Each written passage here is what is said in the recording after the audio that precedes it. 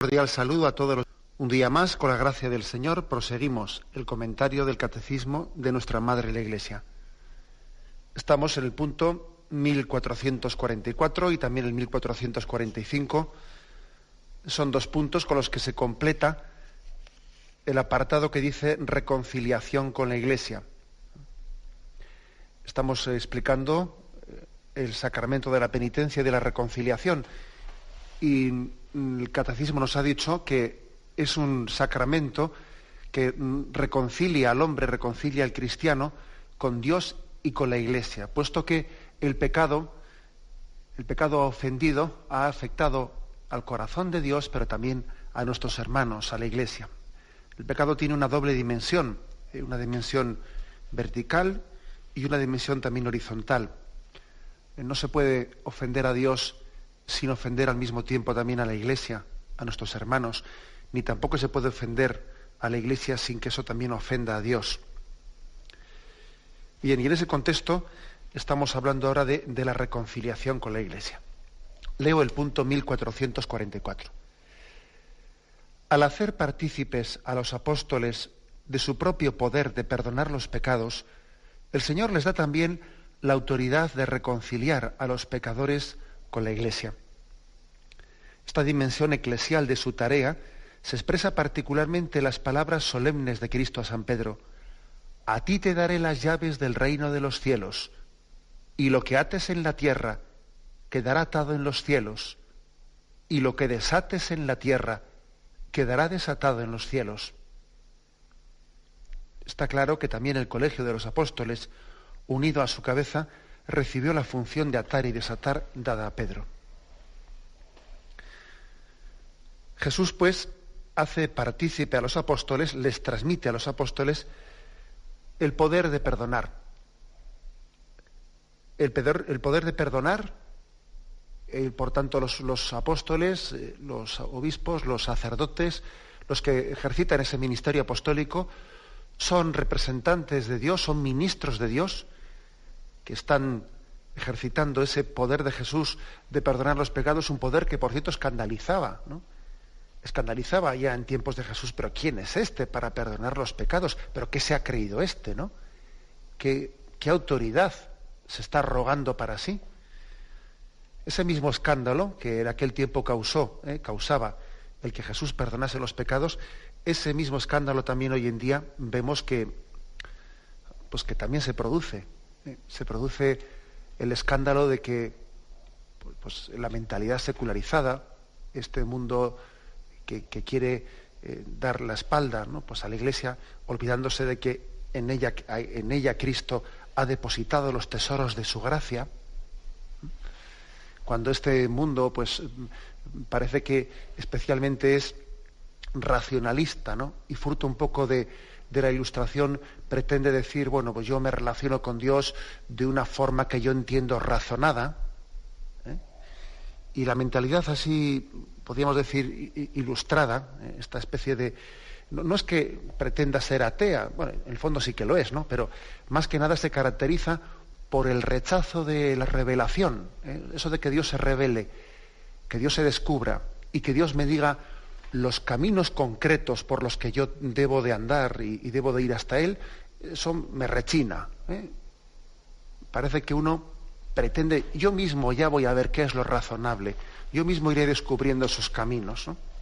Entonces, lo que le rechina a esta mentalidad, pues ilustrada, y me refiero un poco pues a esta mentalidad racionalista, en la que uno pretende conocer a Dios en la medida de lo que a él le parece justo y razonable, pero no tal y como Dios se ha revelado y se ha dado a conocer en la Biblia. No, ya veré yo a ver qué me parece a mí razonable. Es como cuando uno va al supermercado, coge el carrito y va por los pasillos y dice, sí, esto lo quiero, no, esto no lo quiero. Y va haciendo una especie de autoservicio en el que coge lo que le interesa y no coge lo que no le interesa, ¿no? Y esa es un poco la mentalidad del hombre racionalista, ¿no?, que pretende conocer a Dios en la medida en que a él le parezca, le encaje en sus criterios. En la medida en que me encaje en esa mentalidad que yo tengo, voy cogiendo, ¿no?, pues de la Biblia alguna cosita. Pero vamos, en el fondo supone un rechazo del mismo concepto de revelación, porque Dios se descubre y ante la revelación yo no puedo estar diciendo esto me parece bien, esto no me parece bien. No, no. Ante la revelación uno se postra en una actitud de humildad que lo primero que hace es agradecer a Dios que no haya permanecido oculto, que no se haya escondido. Gracias, Señor, porque te has dado a conocer, porque no has permanecido oculto en tu infinitud, en tu trascendencia, sino que me has revelado un camino concreto para llegar a ti.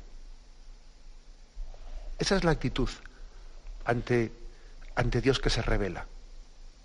Yo le agradezco infinitamente que se me haya dado a conocer en un camino concreto y palpable.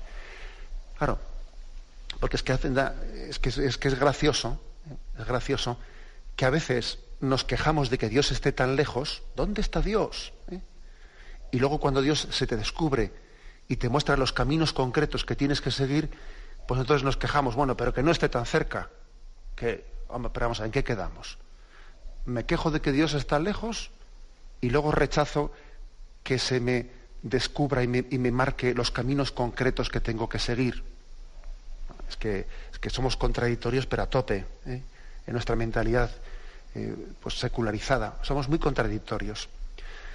Dios se revela, Dios se descubre y Dios nos ha dado a conocer los caminos concretos. Y esto le chirría.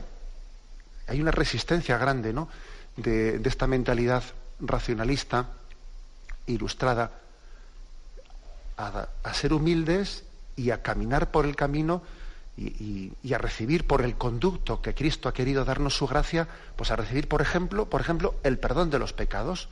Claro, o sea que el Señor me va a perdonar a través de un sacramento concreto, a través de un ministro de ese sacramento.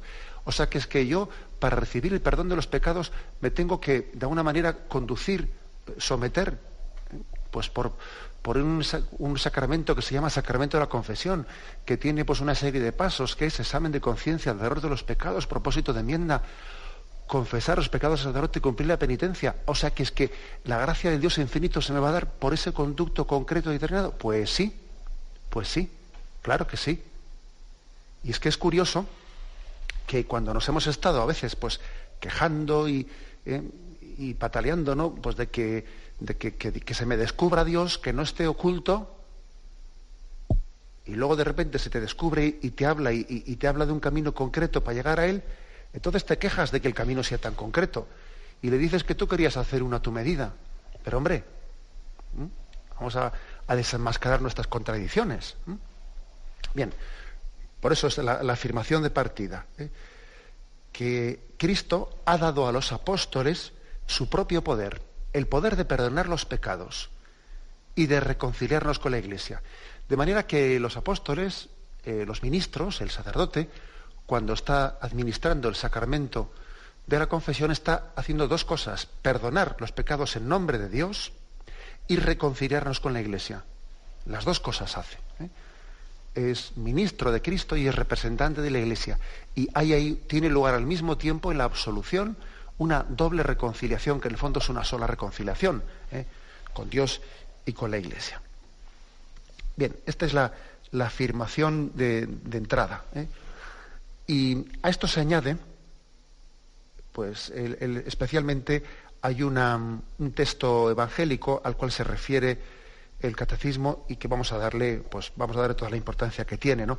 Esta dimensión eclesial, dice, de su tarea se expresa particularmente en las palabras solemnes de Cristo a Pedro.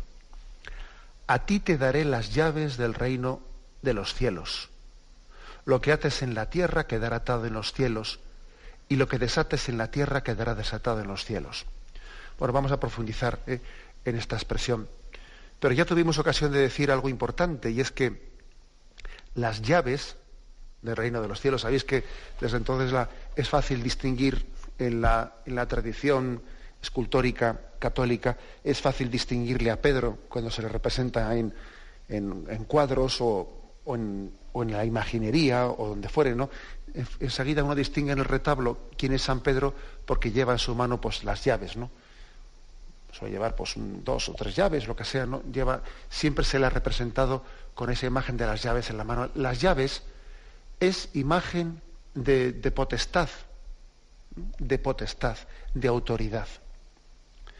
Las llaves no es imagen como muchas veces nosotros aplicamos pues de ser el portero. Nosotros a veces pensamos, bueno, que las llaves las tiene pues el portero de la casa, ¿no? Y hemos hecho muchas veces pues un poquito de bromitas y así algunos chistes fáciles con respecto a que San Pedro es el portero que está en la puerta del cielo. Y fijaros que ha sido una deformación de la imagen de las llaves, porque hemos atribuido lo de las llaves a ser el portero, ¿eh?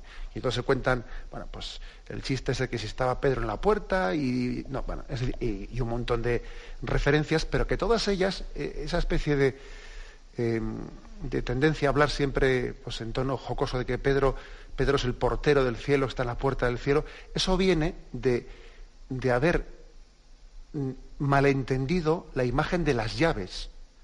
Las llaves, en el contexto semítico, sí, en nuestro contexto, las llaves es cosa del mayordomo, o sea, uno lleva las llaves y es el portero el que abre y cierra la puerta, pero en el contexto semítico, en el contexto bíblico, tener las llaves no es ser el portero, ser el mayordomo, sino que es tener la autoridad sobre la casa. Acordaros por ejemplo, del cuadro de la rendición de Breda. Y en el momento de la rendición de Breda, os acordáis del cuadro, ¿qué es lo que tiene lugar allí? La entrega de la llave de la ciudad, que es como decir, esta ciudad es tuya, has vencido. La entrega de la llave es, por lo tanto, la entrega de la potestad sobre esa casa. En este caso, es la potestad sobre la Iglesia. Cristo entrega la llave, es decir, quiere que su Iglesia sea gobernada por Pedro.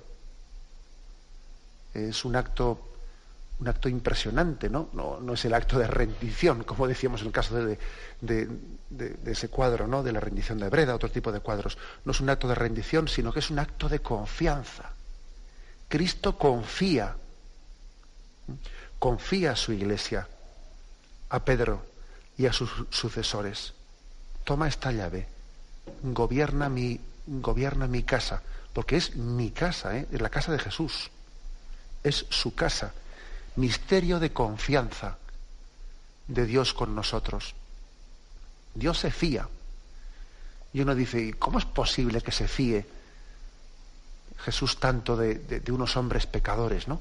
Que además él bien sabía que le íbamos a dejar absolutamente colgado, ¿no? Le íbamos a traicionar a la vuelta del camino. ¿Cómo es posible que se fíe de nosotros?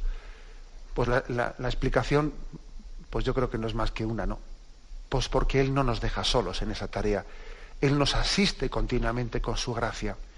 Yo os doy la llave, Pedro, te doy la llave, pero claro, te voy a asistir continuamente con mi gracia. No vas a estar solo en esa tarea de gobierno, no vas a estar solo en esa tarea de dispensar los bienes de gracia que yo pongo en tus manos. Cristo confía en nosotros, pero no por la capacidad que tiene nuestra carne y nuestra sangre, porque además bien le dijo a Pedro, bienaventurado eres Pedro, porque eso que has dicho, no te lo ha revelado la carne ni la sangre, sino mi Padre que está en el cielo. Cristo confía en Pedro porque en el fondo va a estar asistido por el Espíritu Santo en todo momento.